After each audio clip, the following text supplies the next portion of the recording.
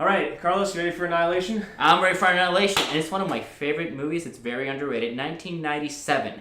So basically, it starts with this kind of portal thing, and Shao Kahn kind of bursts in with all of his Netherrealm warriors, and Raiden changed, but... Carlos! Wrong one. What? Annihilation, the one that just came out. What? Padme, walks through this, alien portal thing. Padme. Yeah, Princess Amidala. Yeah, and Poe. Poe Dameron. Yeah, but... Okay. Yeah. Oh, yeah. Let's watch. 2 hours later. What?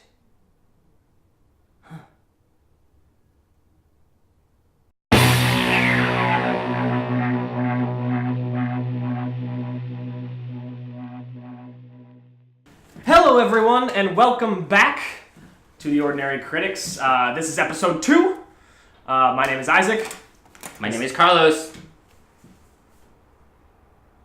Oh, this is how I say it. And we're two ordinary guys reviewing extraordinary movies. There we go. There's a tagline. We got one. I was in charge of that. Yes, you were. We saw Annihilation last night. Yes, we did. Starring Natalie Portman, Oscar Isaac, Tessa Thompson, and Jennifer Jason Leigh, who you may know from Fast Times at Richmond High, or more recently from the Hateful Eight, I think. Yeah, Hateful Eight. Okay, great. Yeah, You were excited about that one. I mean, you gotta go for the classic actors. So we got a star-studded cast.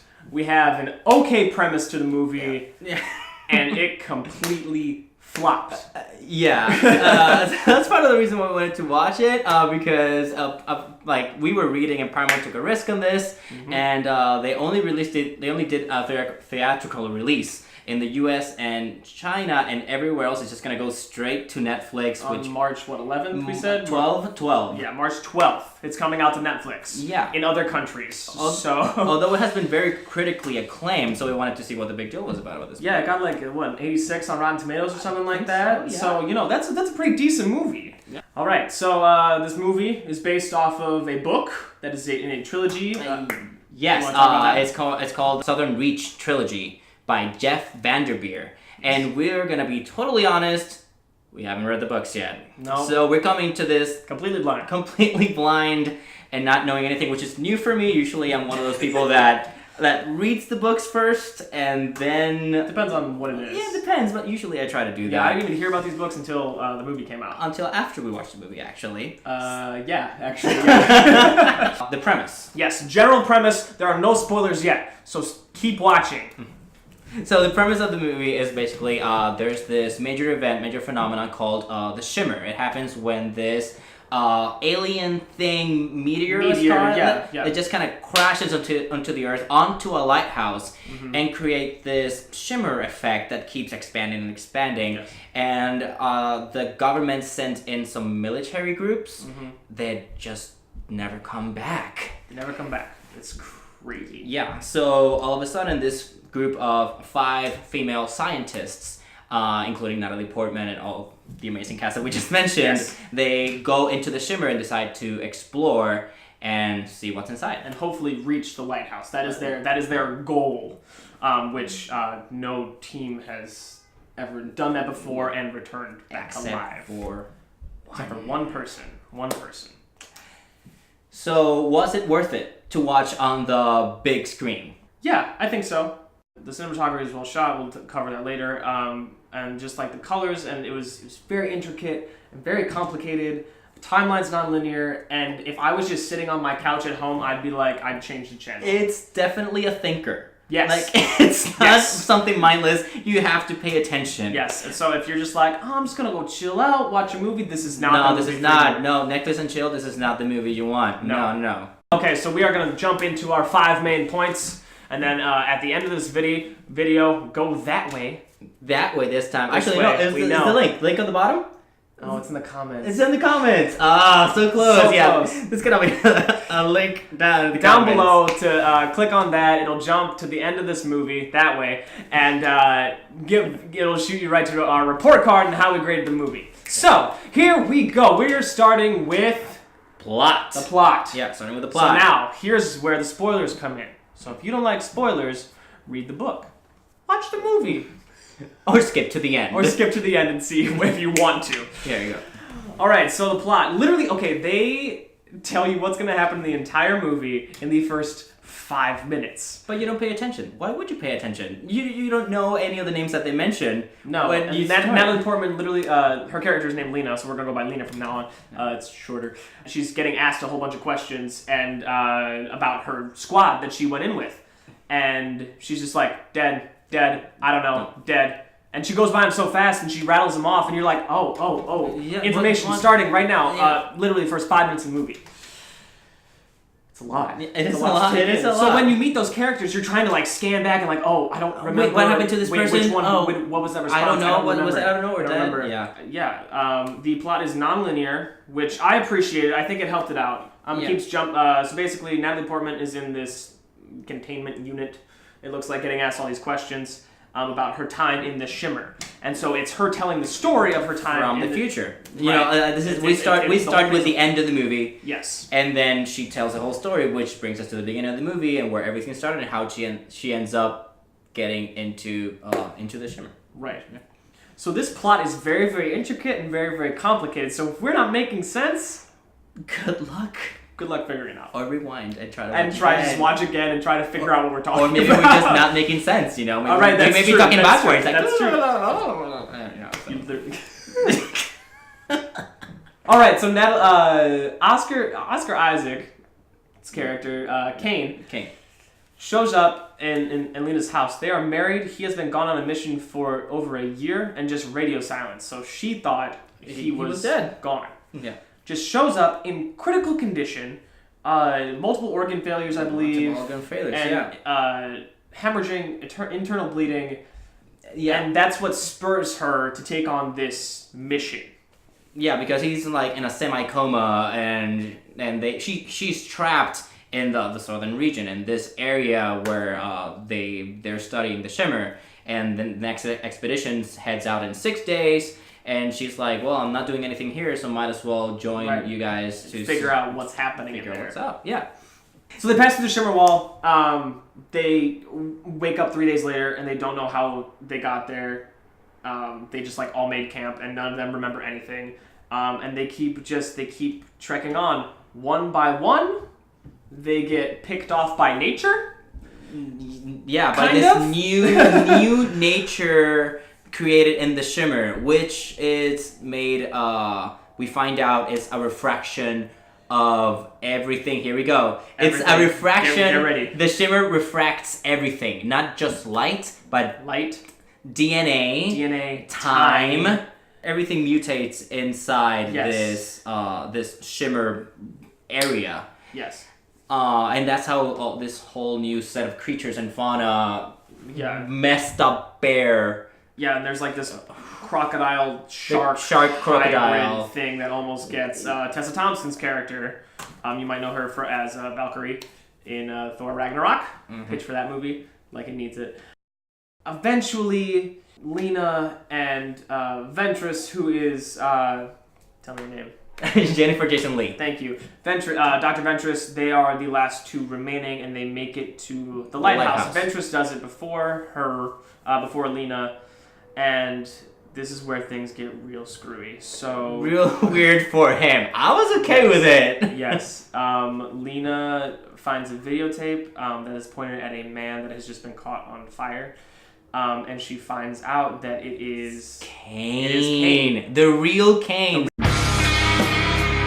Kane. Who the hell is the one that's in a coma? Is this new Kane. So then there's this hole in the ground that like Lena goes in and sees Ventress. Also, why would you go into the hole? Immediately I found out, like, I don't know, she discovers that your husband is not your husband, and that he's actually dead. His body's still there, burnt up to a crisp by a phosphorus grenade. Your real husband. Yeah, the real husband. And so the fake one is the one that you found back home.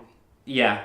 Are you keeping up with us? Are you keeping up? Just wait! Lena climbs down the hole, and Ventress is sitting there, and her face is mutated. Something weird. She has no eyes. She's a weird creature.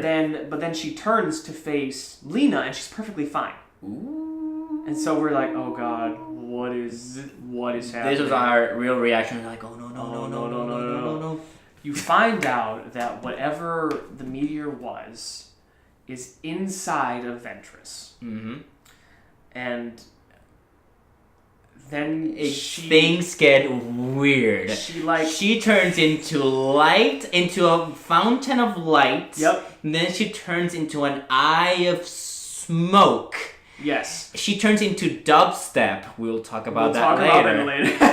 And then Carlos wasn't a fan of dubstep. Oh! I listen to dubstep. It's just this is one sound, this continuous sound all throughout the end of the movie that means it's alien. It sounds like boom. It's the worst sound. It sounds like someone turned up the bass on a car way too loud and broke the subwoofer. Boom. Yeah, it's real bad. But anyway, it draws a drop of blood from Lena. Consumes it, begins to multiply it, and then turns into this humanoid shaped thing. And it's actually called the humanoid, we found out. The humanoid, yes. Who is the med student, Katie, in the same movie. I thought that was pretty she was double cast as that part, and the humanoid. But anyway, we'll get into casting a little bit.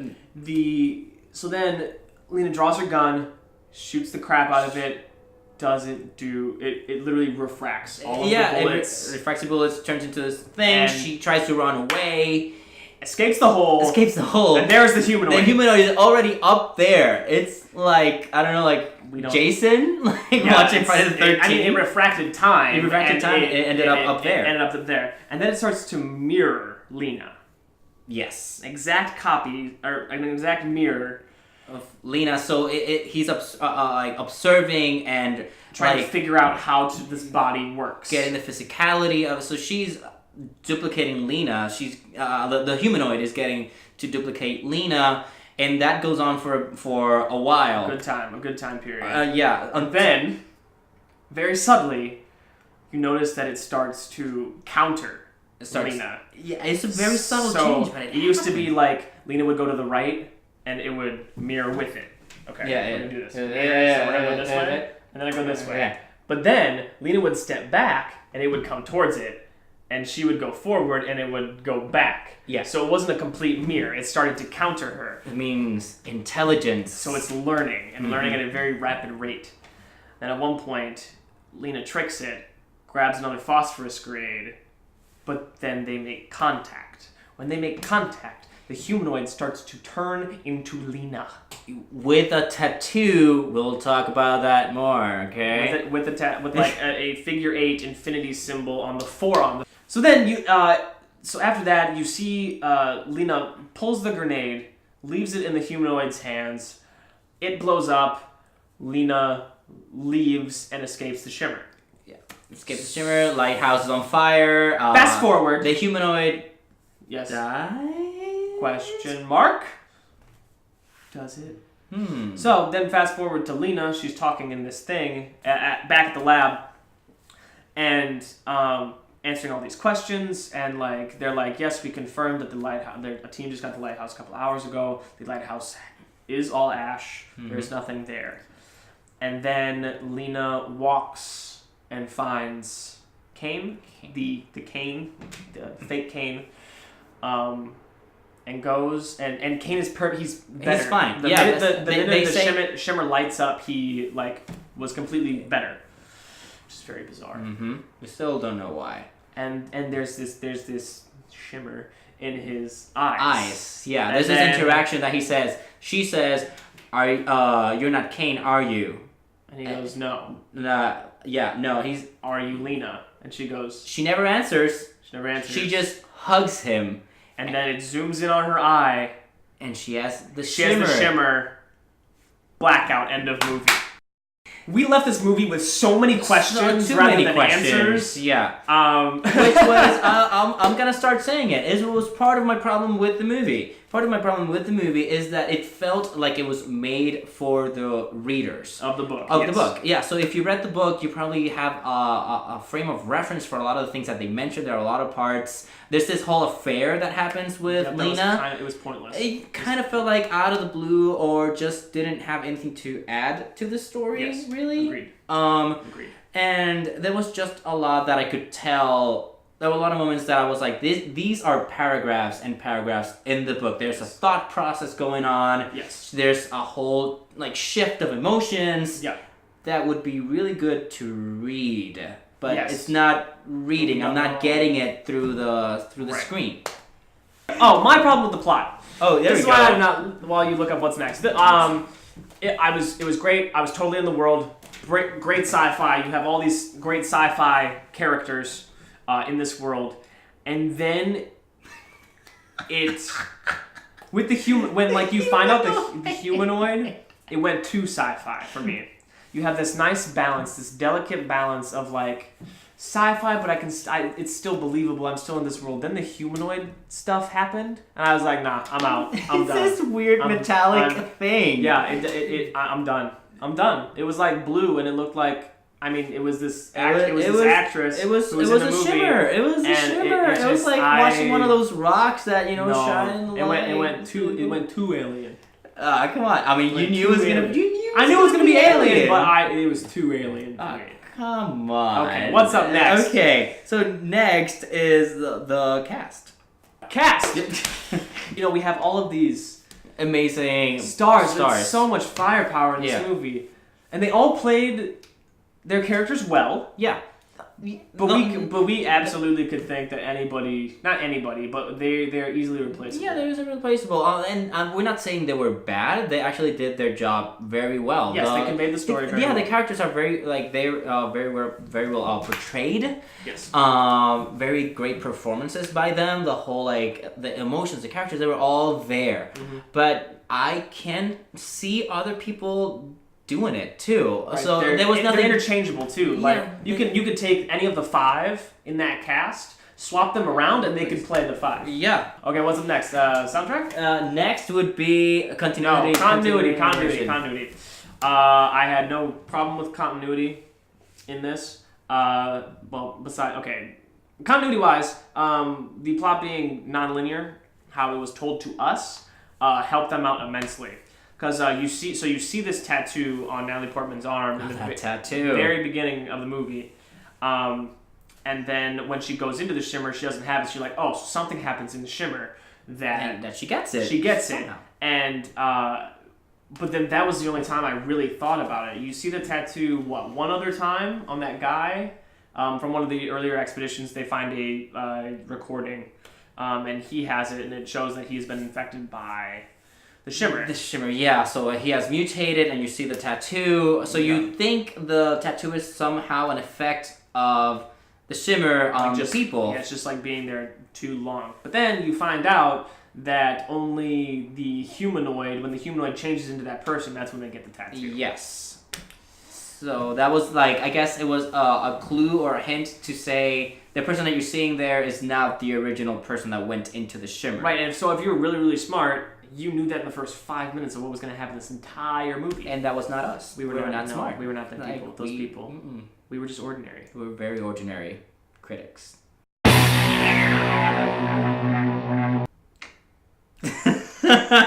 That wink. All right, so next, so continuity, I had no problem with it. Immersion, I was totally into it, like I said, until the last probably 20 minutes. I was just like, nah, I can't. Yeah, I mean, you had a huge problem with this. Huge problem. He went on and on about this humanoid, I just gotta say. I did. Okay, here's my thing with the humanoid, about immersion into the world. Because even the creatures that they mutated still looked real, whereas the humanoid looked more CGI than anything. Until it became Lena. Yeah, I mean, I didn't have a problem with the humanoid. He was the only one who had a problem with the humanoid. Whatever. Well, okay, so I just want to say, continuity-wise, it was fine.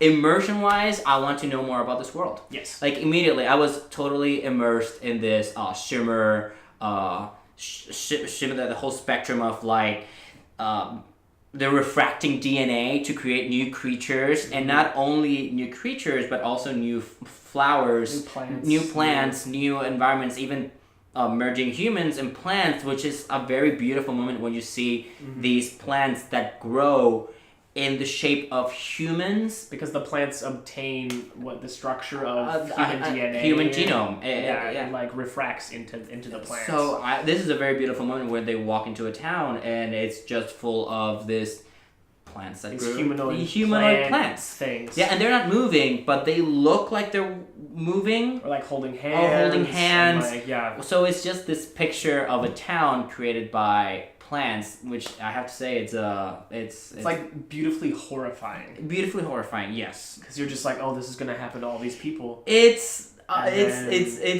want to say it's almost like Pompeii, if you think about it. Yeah, a little bit. It's the aftermath. Yeah, of like where you could still see the ash outline. Yes. Or we're gonna go extreme, like the nuclear bomb. Yes. So it feels like that, but with flowers, which makes it a little bit more beautiful and less creepy. Oh, okay. Isn't that what we want? To make something horrible beautiful? I wanted to see more. I wanted to know more of this world. And you only came across 3 animals? The crocodile, the deer thing. That bear. And then the bear. That bear, though. It's gonna haunt his nightmares. Who thinks of a bear like that? So this bear attacked one of the people. Two of the people. Well, one of the people first. Yeah. And then it absorbed its voice, and so it screamed help, save me. It uses to lure one of the other girls, and then it attacks it again. And so you hear help me, screaming in the first girl's voice. In the first girl's voice that you already saw was dead. So she runs out and she gets attacked. Second girl runs out, gets attacked, and then the bear walks in, and you realize that he's blind, but he uses his voice to lure people to him, which is terrifying. It's terrifying. Good job. All right, next up we have soundtrack. Soundtrack. So there wasn't. Yeah. So there wasn't a true. I wouldn't say a soundtrack, go buy this on iTunes, but there were sounds in a, horror movies have the sounds behind them. When the alien did come in, Carlos was very offended by this subwoofer sound. So basically at the very end, so I don't know if it's a Paramount thing or if it's... We found it Arrival also has this sound, and it signifies alien. And it just shouts alien. It shouts alien. It's like caps lock when you write it in caps lock with all the exclamation points. You can't read it quietly. Yeah, so it's like someone. It's like shouting in your ear. This is alien. So basically, it's that sound, and all the end after the humanoid, or during the humanoid, was all drowned by this sound.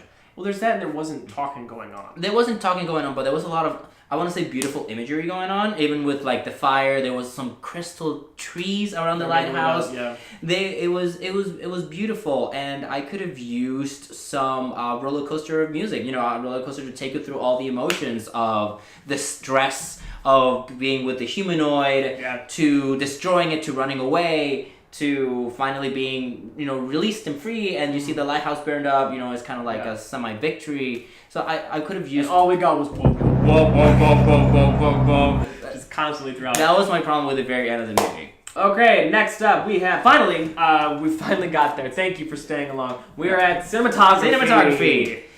Cinematography was beautiful. That's the one thing that, the strong point of this movie is definitely, the strongest 2 points are definitely the plot and the cinematography. How it was shot, the colors they were used. You want to talk about lighting? Yeah, because the director, Alex Garland, he actually uses the light very, very well in this movie. Because it's all about refraction. They talk about refraction, prisms, and all these things, and he uses all of that. All the time. The outside of the shimmer is actually I want to say a cascade of prism light. Yeah, so if you look at a bubble, how it's like there's the yellows and the blues and the purples. It was that was the outside of the shimmer. That was the outside of the shimmer. And then once they got in, it was the light refracted into all the colors of the rainbow. Yeah, cinematography was beautiful, and the very end, I have to say again, the crystal trees with the lighthouse. It was a beautiful on the beach when they're panning on the beach.